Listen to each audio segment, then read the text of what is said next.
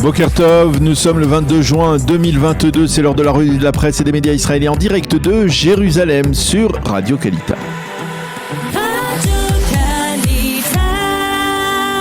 Presse israélienne en direct de nos studios de Jérusalem. Et oui, à Jérusalem, nous retrouvons Daniel Haïk comme tous les matins. Et Daniel, nous commençons cette revue de la presse encore ce matin par la crise politique avec une journée décisive, peut-être la dernière de la 24e Knesset. Et oui, les quotidiens israéliens indiquent en effet que c'est aujourd'hui que la 24e Knesset entamera sa procédure de dissolution, une procédure qui devrait se terminer soit tard ce soir, soit lundi prochain. Et c'est mardi que Yair Lapid prendra officiellement ses fonctions de nouveau Premier ministre de l'État d'Israël, Premier ministre d'un gouvernement de transition. Le Yediot Aharonot met d'emblée en évidence le duel politique et électoral qui se profile entre Lapid et Netanyahou, le Premier ministre du gouvernement de transition face à l'ancien Premier ministre.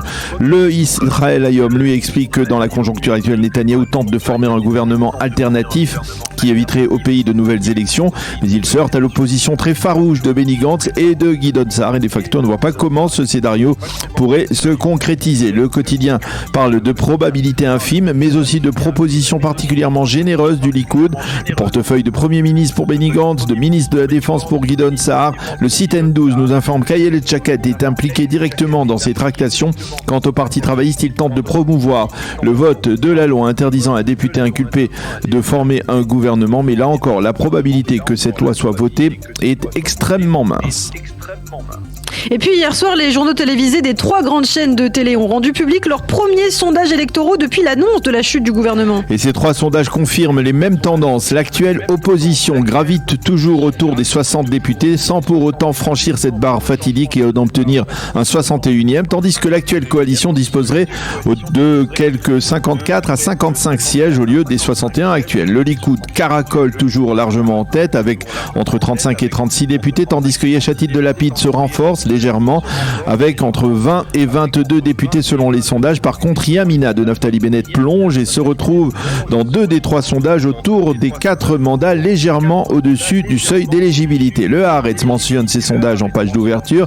Selon lui, ces sondages sont une bonne nouvelle pour Binyamin Netanyahou, mais le quotidien d'extrême gauche indique une manœuvre créatrice, décrit-il, de la part de certains partis de l'actuelle coalition pourrait modifier cette tendance. On constate en effet que si Lapid et Bennett devaient fusionner leur parti, bien celui-ci pourrait obtenir 13 mandats, et que si Yamina devait se lier à Yesh Atid, eh bien la nouvelle formation serait créditée de 26 mandats.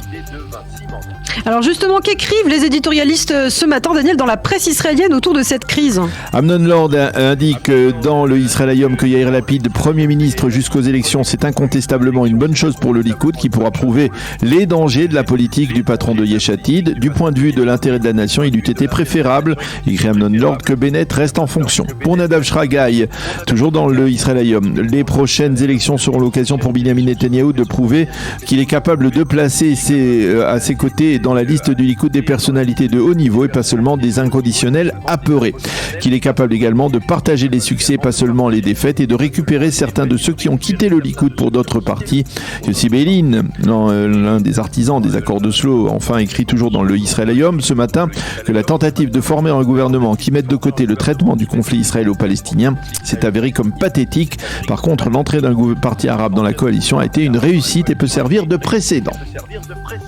Et on s'intéresse aussi aux éditos du Yediot Aharonot. Limor Livnat, ancienne ministre de l'Éducation de Binyamin Netanyahou, dresse les conclusions du gouvernement Bennett-Lapid. Pour elle, les 2 premiers ministres ont fait montre de camaraderie, d'intégrité et de générosité en annonçant la dissolution du Parlement lundi soir. Désormais débute le combat pour la démocratie, je cite, et pour l'intégrité du pouvoir. Et depuis ce matin, sur une double page, les journalistes du Yediot Aharonot détaillent les secteurs qui vont devoir réduire, voire paralyser leur activité durant cette campagne électorale jusqu'à la formation d'un prochain gouvernement.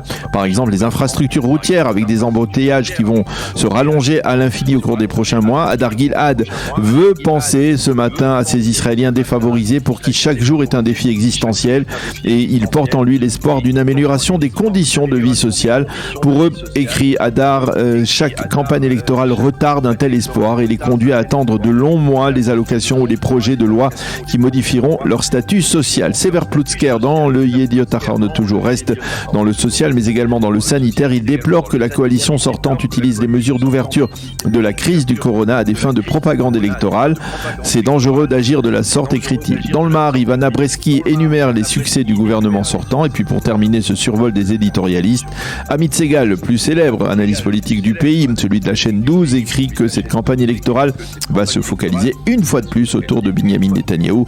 Et ce dernier sait qu'il n'aura pas de meilleure occasion que celle-là pour revenir au pouvoir. Le second grand titre dans la presse et les médias israéliens se rapporte à la grève générale des enseignants israéliens du primaire aujourd'hui. Grève générale, titre le Yediot Ahronout sur la moitié de sa une grève sauvage, titre le Israël Hayom, qui se fait ainsi l'écho du profond mécontentement des parents d'élèves. Nous soutenons les enseignants dans leurs revendications salariales, mais personne ne tient compte de nous. Comment aller au travail lorsque nos enfants sont à la maison et que le syndicat des enseignants décrète en début de soirée une grève générale pour le lendemain? Au ministère des Finances, on se dit prêt à une augmentation des salaires des enseignants, mais on exige que les vacances des parents et celles des enfants puissent être coordonnées. Un fossé sépare actuellement les positions des enseignants de celles du Trésor.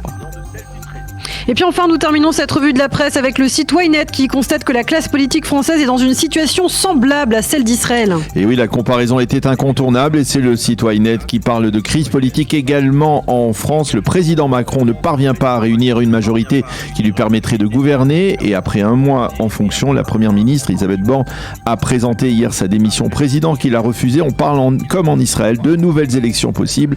Affaire à suivre.